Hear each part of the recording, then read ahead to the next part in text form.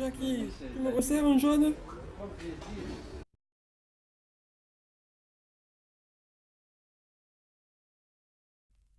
Salut, salut! Ça y est, tous les matchs de poule sont terminés. Sans grande surprise, les grosses équipes se sont qualifiées pour les quarts de finale et les plus petites nous donnent rendez-vous dans 4 ans au Japon. Oui, parce que la prochaine Coupe du Monde se déroulera au Japon en 2019. J'en connais qui sont contents de ne plus avoir à s'en occuper. Alors mon cher Vicente, que pensez-vous de l'élimination de l'Angleterre? Ah, je pense que c'était un événement terrible, mon cher Christian, mais moi c'est Bernard, hein? Ouais. Surtout que là-bas, tout le monde soutient l'Irlande, le Pays de Galles ou encore l'Écosse. Hey! Enfin, c'est l'heure du bilan de la première partie de cette Coupe du Monde. Tout d'abord, merci, ou pas d'ailleurs, pour tous ces commentaires hors normes pendant les matchs. Fabien, vous qui êtes au bord de la pelouse, comment est l'état de la pelouse, Fabien? Eh ben écoutez, mon cher Christian, l'herbe est particulièrement excellente aujourd'hui. Il faut savoir aussi que là-bas, la moitié des billets auront dépassé les 135 €. Du coup, c'était pas évident pour certaines équipes d'assister à leur propre match. Hein? Vous voulez une rose? 2 € la rose, 2 €, pas cher. Quoi? Canette, si, j'ai, canette, j'ai, canette, Coca, j'ai, Coca, j'ai, Coca, 2 €. Au moins, les Roumains, ils auront gagné un match. C'est pas comme l'Uruguay qui finit la compétition avec 0 victoire, 0 bonus, et un total de 196 points dans les négatifs. Tout à 2 balles ou je remballe? 2 € la rose, Vicente, c'est pas sympa pour nos amis anglais, ça. Et moi c'est encore Bernard, hein. Ouais, c'est pas faux. Un autre événement marquant aussi dans cette compétition, l'interdiction des cornemuses.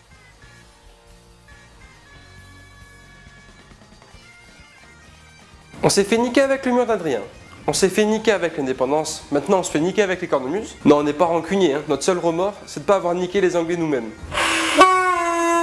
Surtout qu'avec l'argent que gagne la chaîne, avec les publicités toutes les 4 secondes, on aurait très bien pu embaucher quelqu'un qui aurait viré les sons de cornemuse pendant les diffusions. Je profite de cet instant, Vicente, pour présenter nos condoléances aux familles des défunts et des personnes disparues dans le sud-est de la France.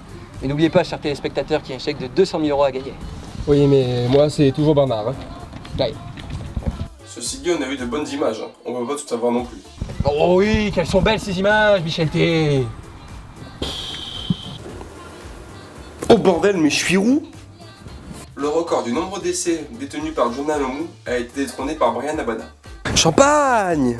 Ah non, ici c'est de la binouse. Tiens, d'ailleurs, il a déclaré « Je ne crois pas que l'on puisse me comparer à lui. » Ah bon? L'un fait presque 2 mètres avec 120 kg, alors que l'autre fait 1m80 et 90 kg. C'est assez bien observé.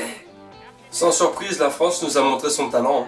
Attaque, c'est pas passé loin, et Michalak avec son sniper dans le pied. Ouh, danger pour le maillot vert.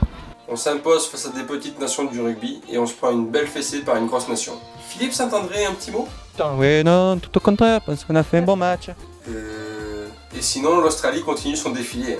On va vraiment affronter ces mecs-là, nous? Mais genre, Matt Guido, il va nous mettre minable. Ce diable de Maguito et ses fins devenues d'un monde. Vous en pensez quoi, Vicente? Putain, mais pourquoi on lui fait commenter le rugby à lui, hein? Cette vidéo a été un peu plus longue que les précédentes, mais la voici terminée. J'espère qu'elle vous a plu. N'hésitez pas à la commenter, l'aimer et la partager. Moi, je vous donne rendez-vous mercredi prochain à 18 h. Et bon quart de finale à tous. Ciao, ciao. Nous, on se retrouvera dimanche matin dans Télé Rugby avec un super reportage de Fred Calange.